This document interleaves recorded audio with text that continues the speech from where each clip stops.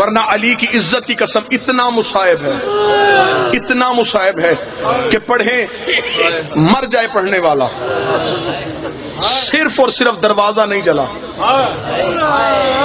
کتنا ظلم ہوا۔ میں ایک اشارہ کروں گا، میں بار بار لفظ لینا چاہتا تھا، مجھ سے لفظ نہیں لیا جا رہا، میں اشارہ کروں گا۔ زہرا اور سکینہ ایک جیسی زخمی تھی۔ اب میں نے اشارہ کیا شوکت بھائی، میری مجبوری تھی، مجھے بی بی کی غربت کی قسم مجھے ڈر آ رہا تھا بابا رضی شادی سیدوں سے، میں نے بس اشارہ کر دیا ہے، ایک جیسی زخمی تھی۔ سکینہ بھی اتنی زخمی، زہرا بھی اتنی زخمی۔ اب سر پہ قرآن رکھ کے علماء سے پوچھنا، کتابیں کھولنا، تصدیق کرنا۔ پہلو تھا زخمی بایاں، تسبیح نہ پڑھ سکی دائیں ہاتھ سے۔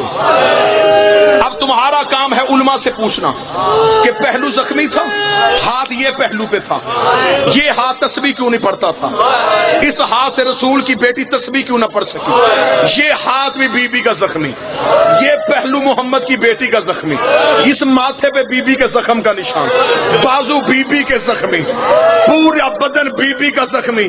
اب کوئی سید بیٹھا، مجھے جملہ معاف کر دینا، میں اب پھر اشارہ کر کے گزر جاؤں گا۔ جب یہ علی کے گلے میں لسی ڈال کے علی کو باہر لے کے آ رہے تھے، زخمی زہرا ایسے چلی جیسے اکبر کی لاش پہ حسین آیا تھا۔ زہرا نے آ کے علی کے کمر بند پہ ہاتھ رکھا، ایک کمینے نے تلوار کی نیام نکالی، اس نے زہرا کے ہاتھ پہ ماری، بی بی کی آواز ہے یا علی میری انگلیاں شہید، میری انگلیاں شہید ہو گئی۔ زخمی حالت میں محمد کی بیٹی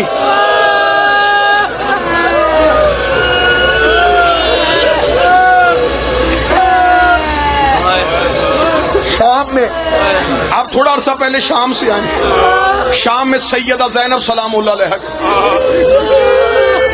زیارت پڑھتے ہوئے وہاں پہ ایک جملہ لکھا ہوا تھا، سلام اس بی بی پہ جو بغیر تکبیرت الاحرام کے نماز پڑھتی تھی۔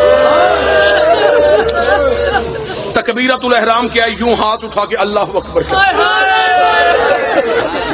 بی بی کے ہاتھ یوں تھے۔ نہ بیٹی ہاتھ اٹھا سکتی تھی، نہ زہرا ہاتھ اٹھا سکتی تھی۔ سیدہ کا بھی ہاتھ پہلو پہ، دوسرا ہاتھ نبی کی بیٹی کا زخمی، زخمی حالت میں عبادت میں۔ آواز شہزاد و نانے کی قبر پہ جاؤ، حسن حسین نانے کی قبر پہ آئے، آواز دے کے کہا نانا نانا قبر سے باہر نکل، نانا ایک مرتبہ گھر آ، نانا ہماری چھت گر گئی ہے، نانا مسلمانوں نے ہماری دیواریں توڑ دی ہیں، نانا ہماری ماں بڑی زخمی ہو گئی ہے، نانا ہماری ماں سے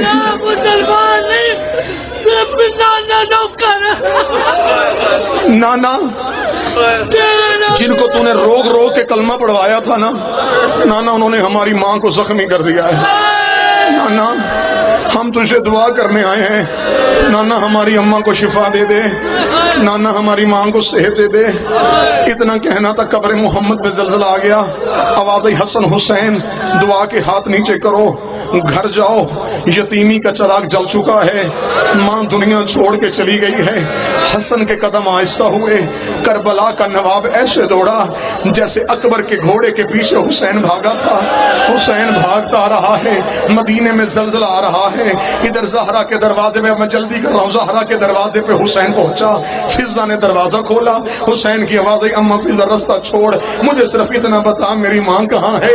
صحن کے درمیان میں پہنچا تھا کربلا کا غریب، یا سامنے سے علی کو آتے ہوئے دیکھا، علی نے حسین کو دیکھا، علی نے دیوار پہ بازو رکھ کے رونا شروع کیا، حسین نے بابے کو لپٹ گیا، آواز آئی بابا ہم پوچھنے آئے ہیں ہماری ماں کہاں ہے۔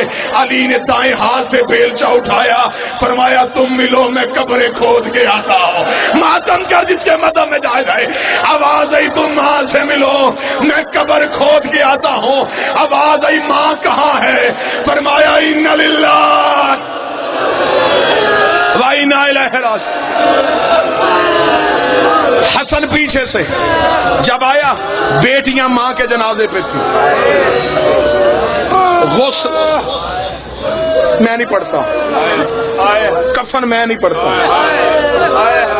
کیسے دیا، کتنا مجبور ہو کے دیا، 7 چادریں دی ہیں علی نے، تو نے ہائی نہیں کہا تیرا مقدر، علی نے پہلی چادر دی، فضا کی آواز آئی چادر لہو سے بھر گئی ہے، علی نے دوسری چادر دی، فضا کی آواز آئی زخم بڑا گہرا ہے، علی نے تیسری چادر دی، آواز آئی بڑی زخمی ہے محمد کی بیٹی، 7ویں چادر آئی، فضا کی آواز آئی تیری غربت کی قسم اس کی پسلیاں شہید ہو گئی۔ 7 چادروں کا کفن، جنازہ ہو گیا رسول کی بیٹی کا تیار۔ کل جب مستورات میں مجلس اور شہزادی کا تابوت ہے، میں اپنی ماؤں بہنوں بیٹیوں سے گزارش کروں گا، جب بی بی کا تابوت اٹھے نا، ایک سیدزادی بی بی کے جنازے کے نیچے ضرور چلے۔ میں نے کوشش کی تھی میں صرف پیغام پہنچا سکوں، جو سمجھ گئے ہیں حسین تمہارا رونا قبول کرے، جو نہیں سمجھ سکا میں اسے مجبوری بتا دیتا ہوں۔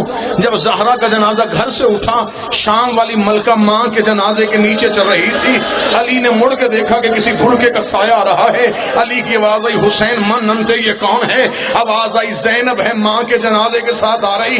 علی نے فرمایا زینب تجھے نہیں خبر تیرا بابا ساتھ جا رہا ہے؟ زینب تو گھر سے باہر کیسے آئے گی؟ زینب رو کے کہتی بابا میں مجبوری سے آ رہی ہوں۔ علی کی آواز آئی کیا مجبوری ہے؟ فرمایا چوتھا پایا اٹھانے والا کوئی نہیں ہے، میں نے ماں کے جنازے کو کاندھا دیا ہے۔ حسین کی آواز آئی زینب تو جنازہ چھوڑ دے، دونوں پائے حسین اٹھائے۔